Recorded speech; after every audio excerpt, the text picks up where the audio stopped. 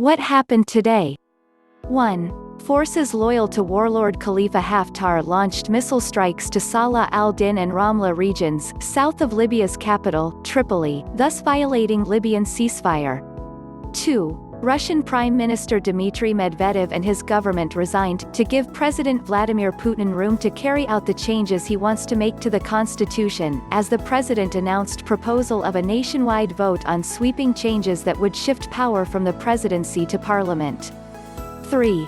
Forecasts of rain and storms are expected to bring some relief to lands scorched by Australia's months-long bushfires, but heavy downpours now bring the risk of landslides and water pollution, meteorologists and water authorities said. 4. Turkey's ban on online encyclopedia Wikipedia is set to be lifted, after the official publication of a constitutional court ruling that the more than 2-year block was a violation of freedom of expression. 5. Australian Open qualifying was disrupted for a second successive day, due to poor air quality as smoke from bushfires continued to blanket Melbourne in an acrid haze. 6. Developing nations, absent from the UN Security Council, enjoy greater representation in the G20 and its emergence shows that the elitist group of 7 is steadily losing significance, the Russian foreign minister suggested.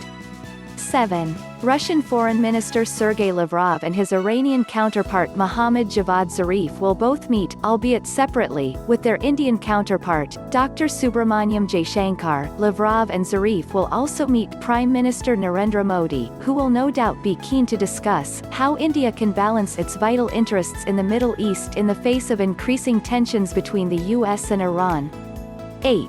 India is reportedly poised to invite Pakistani PM Imran Khan to an annual Shanghai Cooperation Organization (SCO) summit, hosted in New Delhi this year, where the bloc's leaders will sit down for a rare face-to-face encounter.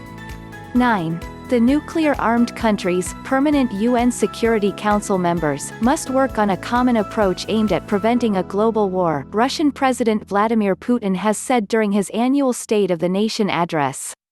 10. Death toll skyrockets to 160 as snowstorms and landslides continue to batter Pakistan. Prime Minister Khan has called for immediate assistance to be provided to Pakistan-administrated Kashmir, which is the most affected area.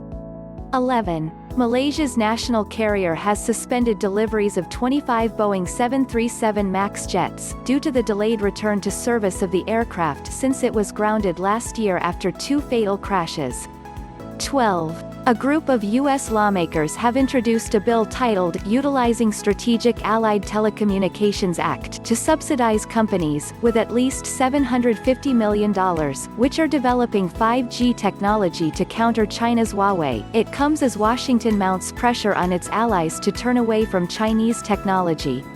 13. The first part of a broader trade agreement between the world's top economic superpowers was finally inked, with the U.S. suspending new tariffs in exchange for Chinese purchases of $200 billion in American goods. 14. Scientists working to save the near-extinct northern white rhinoceros from extinction plan to implant its artificially developed embryos in another, more abundant rhino subspecies in Kenya later this year, researchers and government officials said. Thank you for watching. Please subscribe for more What Happened Today videos.